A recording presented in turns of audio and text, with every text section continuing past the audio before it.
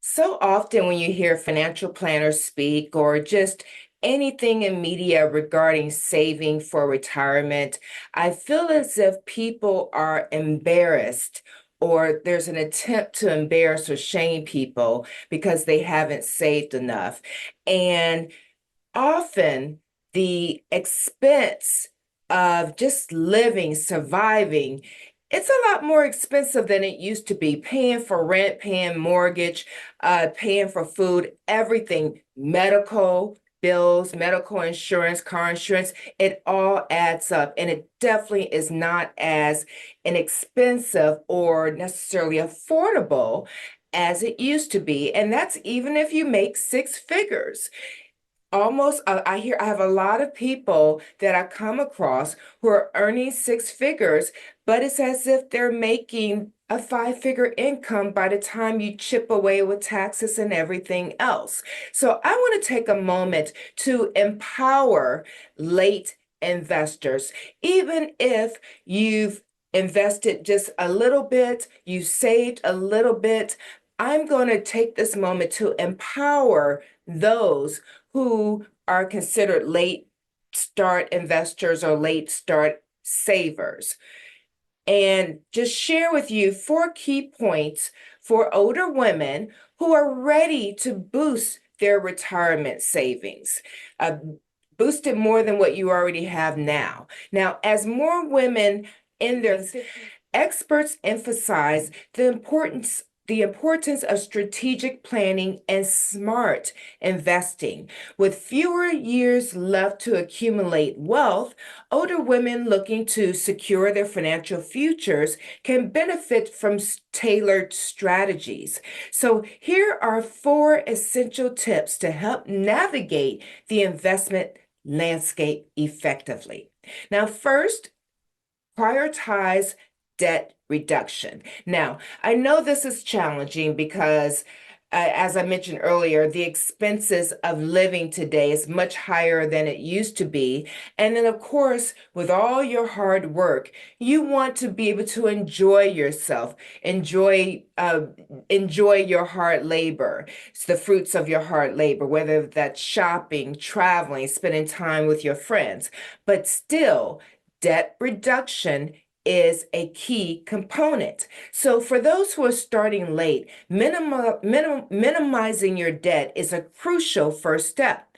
Financial advisors recommend focusing on paying down high interest debts such as credit card balances, which can drain resources and hinder savings growth. So, that 30%, 25% interest that's being charged on your credit card is chipping away at the money that you could have put into your investment accounts, your savings accounts. So eliminating or reducing debt will at least free up more income for your financial goals.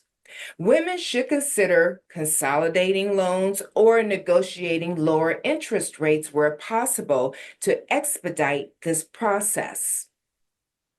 And then number two, you want to leverage catch-up contributions. One advantage for older investors is the ability to make catch-up contributions to retirement accounts. For those age 50 and over, the IRS allows higher annual contributions to your 401ks and IRAs. For 2024, for example, the catch-up limit for your 401k contributions is an additional 7,500, bringing the total to 30,000 per year.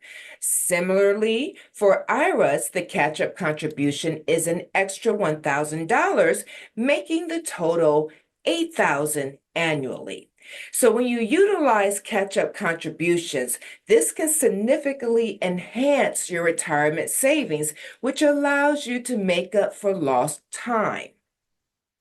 And then there's the third tip. Consider conservative investment strategies. Now, a lot of people, I'm sure, are kind of nervous about the Wall Street, all the changes that's happening right now. Gosh, a lot of people, their investments got hit. But with a shorter time horizon before retirement, older investors may benefit from a more conservative investment approach. And often, when you go conservative, even when the market fluctuates, your accounts, your investments may not take as much of a hit. Okay, keep that in mind. So this might include focusing on low risk investments like bonds, dividend paying stocks, and real estate that provide stable returns with reduced volatility. Diversifying across various asset classes can also help manage risk while aiming for steady growth. You see, a balanced portfolio that prioritizes income and stability is key to building a secure retirement fund. And then there's number 4, explore remote opportunities. We're in the age of remote work. There's so many opportunities out there where you can bring in extra income on the side of your full-time job. Evening work, weekend work, early morning work before you have to go to work or before you have to clock in. And this is even easier if you already work remotely or are hybrid. So to boost income and accelerate your savings, consider taking on a part-time remote job. Many opportunities are available that cater to various skills and interests. Platforms such as Upwork, Fiverr, and FlexJobs offer a range of freelance and part-time positions in fields like writing, HR, graphic design, digital marketing, consulting, and just virtual assistants in general. You can even find work doing you know how you go on somebody's website to buy something or whatever, you're contacting the customer service and that chat box comes up. Sometimes those are actually human beings who handle those. Or when you call into a company and there's a customer service rep. Believe it or not, a lot of times those companies, huge companies, outsource those jobs. Now, there's additional websites like Indeed and LinkedIn that have dedicated sections for remote job listings. Remote work in general can be a flexible way to supplement your income and invest in your future. But like anything else online, you want to be careful of scams. Any job that you search for, any company that you find, I would always search for reviews about that company, Better Business Bureau.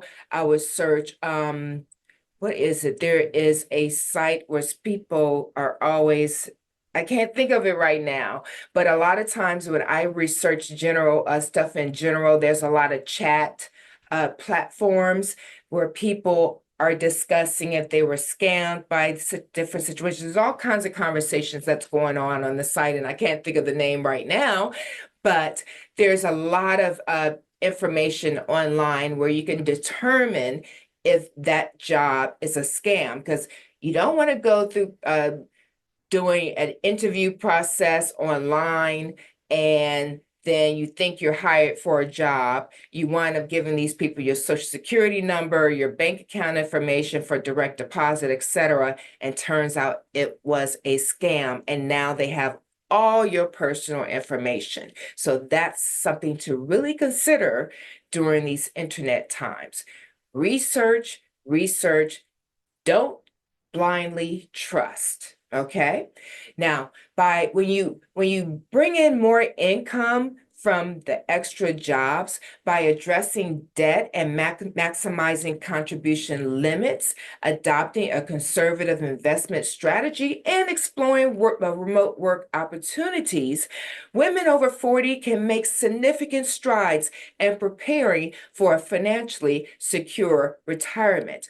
Also, I would suggest Doing your research, start making decisions about where you might want to retire. If you live in the big city in New York or DC, someplace like that, do you really want to stay there? Do you have family who lives someplace in a smaller town? You want to move someplace maybe where it's not as expensive? People are buying plots of land in smaller remote areas and buying those, what are they, like those those container houses? I forgot, refab houses that you could buy for $30,000, $50,000. You could probably pay that off now while you're working. That way, when you retire, you have some place to live that's already paid off. A lot of people are planning on becoming roommates with their best friends, especially if you're a single person, you don't have children. It's always something to consider, even if you do have children, because there's no guarantee that your adult child, you hope that they will help you out, take care of you, whatever, but there's no guarantee. So just start considering all those things. You want to consider the cost of Medicare, the 20% that's left over with Medicare, because it only covers 80%. Are you going to want to pay the other, supplemental? Consider all those expenses, etc. And if you want someone to give you advice, if you live in the Maryland area, or the DMV area, DC and Virginia, I have no problems going online and signing up for my license for the DC and Virginia, but I am a licensed Medicare rep here and consultant here in the Maryland area.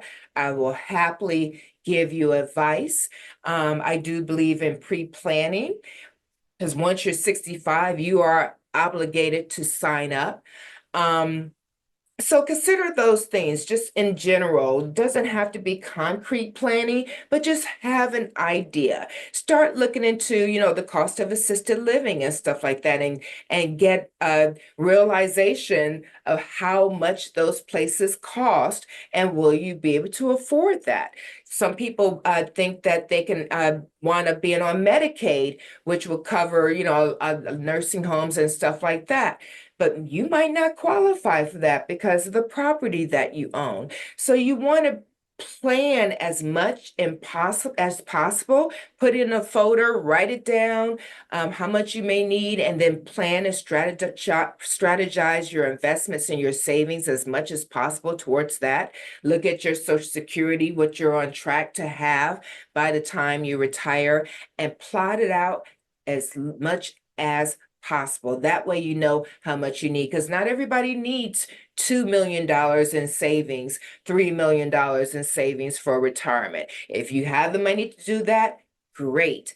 But I'm just trying to ease your stress of some of the information that's out there. Okay.